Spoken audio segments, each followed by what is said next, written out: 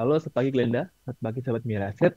Hari ini kami keluarkan update mengenai sektor poultry terkait dengan harga broiler, DOC, jagung, soybean meal, dan juga pelaksanaan makan bergizi gratis di minggu-minggu Januari 2025. Kita bisa langsung ke slide pertama. Jadi untuk harga DOC sendiri di bulan Desember mengalami koreksi secara bulanan, turun 17%, secara tahunan masih tumbuh sekitar 26%. Dengan rata-rata harga di kuartal 4 sendiri tumbuh sekitar 13,6% dengan Q3 2024 dan juga tumbuh sekitar 64% dibandingkan Q4 2023 ke harga Rp6.144. Jadi kita lihat ini akan membawa result untuk Q4 maupun full year 2024 yang positif secara kuartal maupun tahunan. Untuk harga rata-rata di OC di tahun 2024 sendiri tumbuh sekitar 20% ke harga Rp5.121. Secara garis besar ada penurunan di bulan Desember. Nah, sebenarnya ini ada efek seasonal. Kita juga lihat bahwa upside cukup besar. Kita ingat bahwa pemerintah kemarin di bulan Juli menaikkan harga referensi untuk jual harga untuk minum DOC di harga Rp7.000, di mana harga sekarang Rp5.700. Jadi kita lihat masih cukup set untuk kenaikan harga DOC. Next slide.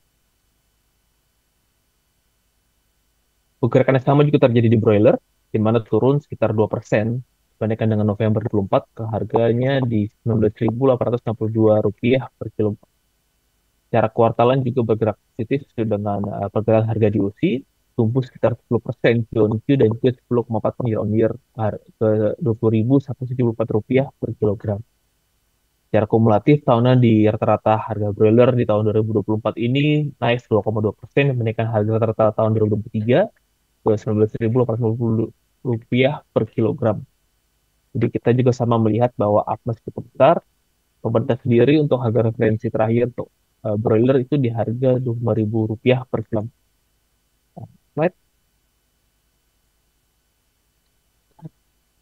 Untuk harga jagung relatif flat, di mana secara bulan ini cuma turun 0,1% month on month, tapi secara tahunan turun sekitar 15,4% ke Rp6.107 per kilogram. Jadi dengan input cost yang turun dan juga DSC yang turun ya. Rata-rata Q4 ada di Rp6.004 per kilogram. Ini naiknya sekitar 6% dibandingkan Q3 2024, tapi turun sekitar 14% dibandingkan Q4 2023. Jadi dengan pergerakan input cost yang seperti ini, kita bisa pastikan bahwa revenue-nya akan solid. Kemudian juga ada peningkatan profitability karena input cost yang lebih rendah. Harga jagung rata-rata di 2024 itu turun 1% ke Rp6.057 per kilogram. Right?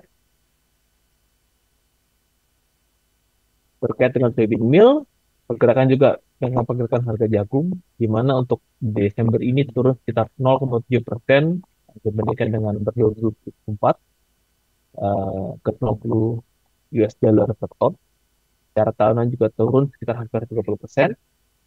Untuk rata-rata kuartal ini turun sekitar 10% ya dengan Q3 2024 dan juga turun sekitar 28,8% dengan Q4 2023. Memang untuk soybean meal sendiri kita full import, jadi ini ada exposure ke US dollar. Memang jadi penurunannya mungkin tidak sebesar yang terlampir di sini. Kita tidak melampirkan adjusted ya untuk perbaikan harga soybean meal. Rata-rata harga soybean meal itu sendiri di 130 US dollar per ton.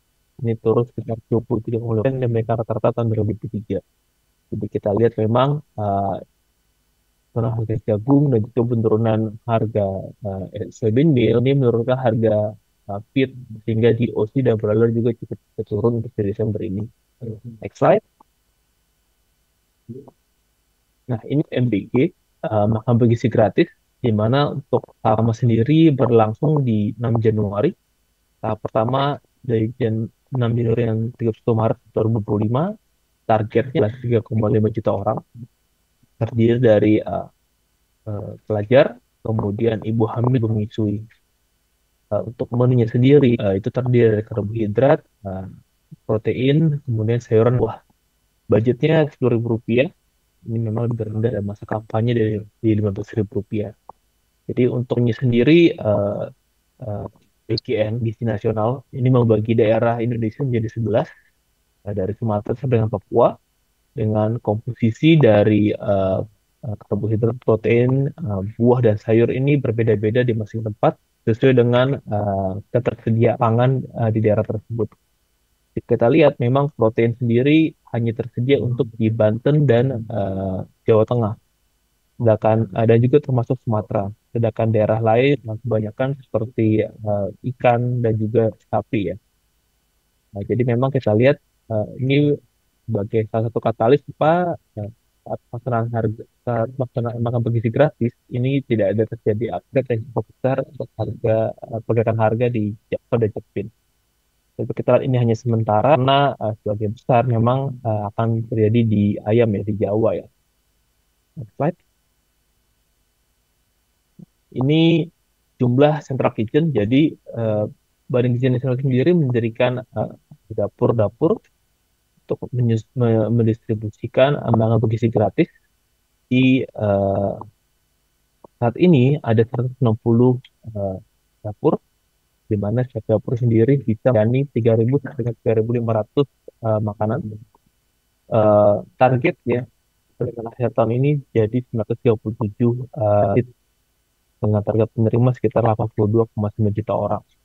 Jadi kita lihat posisinya di sini Jawa ada 141 dapur, diikuti oleh Sumatera 23 dapur, kemudian ada di Sulawesi 17, Kalimantan 4, Papua 3, dan juga Bali dan Nusa Tenggara itu ada 2.